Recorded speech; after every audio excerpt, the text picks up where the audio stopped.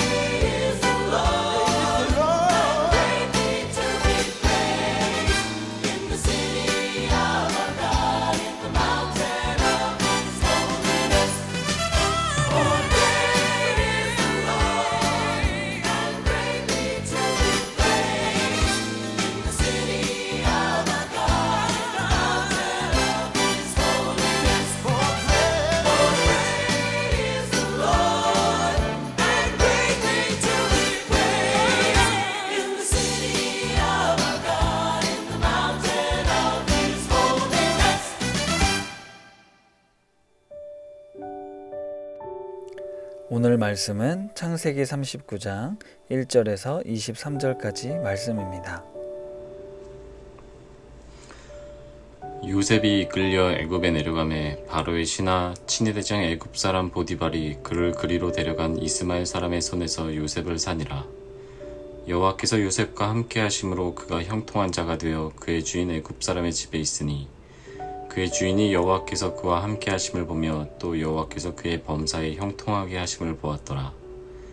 요셉이 그의 주인에게 은혜를 입어 섬김에 그가 요셉을 가정 총무로 삼고 자기의 소유를 다 그의 손에 위탁하니 그가 요셉에게 자기의 집과 그의 모든 소유물을 주관하게 한 때부터 여호와께서 요셉을 위하여 그 애굽 사람의 집에 복을 내리심으로 여호와의 복이 그의 집과 밭에 있는 모든 소유에 미친지라. 주인이 그의 소유를 다 요셉의 손에 위탁하고 자기가 먹는 음식 외에는 간섭하지 아니하였더라. 요셉은 용모가 빼어나고 아름다웠더라. 그 후에 그의 주인의 아내가 요셉에게 눈짓하다가 동침하기를 청하니 요셉이 거절하며 자기 주인의 아내에게 이르되 내 주인이 집안의 모든 소유를 간섭하지 아니하고 다 내 손에 위탁하였으니 이 집에는 나보다 큰 이가 없으며 주인이 아무것도 내게 금하지 아니하였어도 금한 것은 당신뿐이니 당신은 그의 아내임이라. 그런즉 내가 어찌 이 큰 악을 행하여 하나님께 죄를 지으리이까. 여인이 날마다 요셉에게 청하였으나 요셉이 듣지 아니하여 동침하지 아니할 뿐더러 함께 있지도 아니하니라. 그러할 때 요셉이 그의 일을 하러 그 집에 들어갔더니 그 집 사람들은 하나도 거기에 없었더라. 그 여인이 그의 옷을 잡고 이르되 나와 동침하자. 그러나 요셉이 자기 옷을 그 여인의 손에 버려두고 밖으로 나가매 그 여인이 요셉이 그의 옷을 자기 손에 버려두고 도망하여 나감을 보고 그 여인의 집 사람들을 불러서 그들에게 이르되 보라 주인이 히브리 사람을 우리에게 데려다가 우리를 희롱하게 하는도다. 그가 나와 동침하고자 내게로 들어오므로 내가 크게 소리질렀더니 그가 나의 소리질러 부름을 듣고 그의 옷을 내게 버려두고 도망하여 나갔느니라 하고 그의 옷을 곁에 두고 자기 주인이 집으로 돌아오기를 기다려 이 말로 그에게 말하여 이르되 당신이 우리에게 데려온 히브리 종이 나를 희롱하려고 내게로 들어왔으므로 내가 소리질러 불렀더니 그가 그의 옷을 내게 버려두고 밖으로 도망하여 나갔나이다.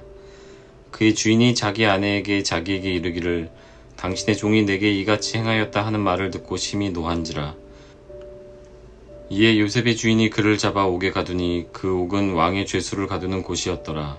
요셉이 옥에 갇혔으나 여호와께서 요셉과 함께 하시고 그에게 인자를 더하사 간수장에게 은혜를 받게 하시매 간수장이 옥중 죄수를 다 요셉의 손에 맡김으로 그 재반 사물을 요셉이 처리하고 간수장은 그의 손에 맡긴 것을 무엇이든지 살펴보지 아니하였으니 이는 여호와께서 요셉과 함께 하심이라. 여호와께서 그를 범사에 형통하게 하셨더라. 스티븐 코비가 말하는 인생을 바꾸는 90대 10 법칙이 있는데요. 인생의 10%는 당신에게 일어난 사건들로 결정됩니다. 나머지 인생의 90%는 당신이 어떻게 반응하느냐에 따라 결정됩니다. 라는 내용이 있습니다. 쿠션이라는 책에서는 이 사실을 이렇게 풀어갑니다. 우리 삶에 다양한 일들이 일어나죠. 좋은 일도 있고 슬픈 일도 있고 코로나19처럼 전혀 예측하지 못한 일들도 발생합니다. 인간은 누구나 다양한 삶의 경험을 하게 되고 다양한 자극을 받게 되는데 이러한 자극에 대해서 어떤 사람은 반사적으로 반응합니다. 화를 내거나 절망하거나 회피하면서 말입니다. 하지만 그 자극에 대해서 내가 스스로 얼마든지 선택할 수 있는 사람은 오히려 그 상황을 주도할 수 있게 됩니다. 자극과 반응 사이의 공간, 이 공간을 쿠션이라 하고 쿠션이 좋은 사람과 그렇지 않은 사람의 차이를 책에서 풀어내고 있습니다. 그리스도인들에게 있어서 이 쿠션과 같은 역할을 하는 게 무엇일까요? 네, 신앙, 우리의 믿음이 될 수도 있고 예수님이 될 수도 있습니다. 내 안에 예수님을 믿는 믿음이 있다면 그 믿음이 쿠션으로 작동되어서 이 세상을 살아가면서 만나게 되는 사건과 다양한 사람들 속에서 우리는 적절하게 반응하며 인생을 주도할 수 있게 됩니다. 오늘 그런 한 사람을 성경에서 만나볼 수 있는데요. 가족들, 형들로부터 미움을 받아 애굽 사람의 종으로 팔려버린 요셉. 성경이 너무나도 짧고 간단하게 기록되어 있지만 요셉의 마음은 수없이 요동쳤을 것입니다. 오늘 본문에 나오는 두 가지 사건, 보디발의 집에서 인정받아 가정 총무가 되어 그 집안일을 다 맡아서 관리하다가 주인의 아내로부터 모함을 당하여 다시 감옥에 갇히게 되고 그 감옥에서도 간수장으로부터 인정을 받아 옥중의 재반 사물을 요셉이 다 맡았다고 이야기를 합니다. 요셉 이야기가 나오는 창세기 37장에 요셉을 17세의 소년이라 표현했고 요셉이 애굽의 총리가 되었을 때가 30살이었으니 애굽 사람에게 팔려서 종살이를 하다가 감옥에 갇혀 있었던 기간은 최소 10년은 될 것입니다. 성경이 요셉의 이 10년의 기록을 세세하게 다 기록하지 않고 간단하게 기록했지만 이 단어 속에는, 이 구절 속에는 요셉의 많은 생각과 고민과 아픔이 있었을 것입니다. 하지만 이 기간을 한 단어로 표현하자면 형통이라는 단어로 표현할 수 있는데요. 전혀 어울리지 않는 형통이라는 단어가 보디발의 집에서 종살이하는 요셉에게 그리고 감옥에 갇혀있는 요셉에게 사용되고 있습니다. 그리고 그 앞엔 이런 표현이 같이 나오죠. 여호와께서 요셉과 함께 하심으로 라는 표현입니다.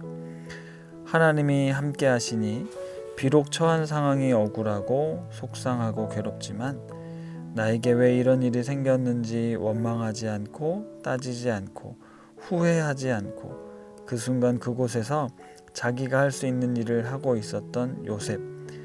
그럴 수 있었던 이유는 바로 요셉 안에 있었던 쿠션 때문입니다.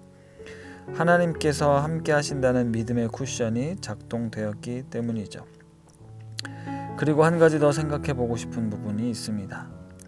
우리는 요셉의 일생을 이미 성경을 통해 알고 있고 결말을 알고 있기에 편안한 마음으로 이 본문을 읽어가고 있지만 요셉의 시점에서 요셉의 20대를 생각해 보면 요셉의 이러한 태도와 행동은 결코 자신의 미래가 어찌 될 것인 것에 대해 알고 있었기 때문에 할 수 있는 행동이 아닙니다. 우리의 미래는 그 누구도 알 수 없고 장담할 수 없죠.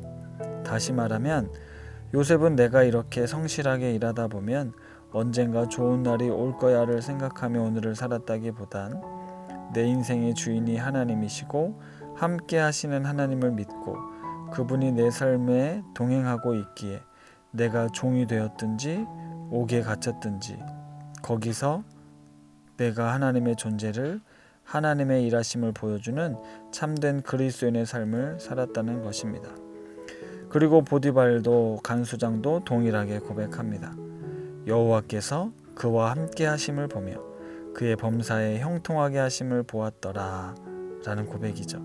그리고 그들로부터 은혜를 받게 하셨습니다.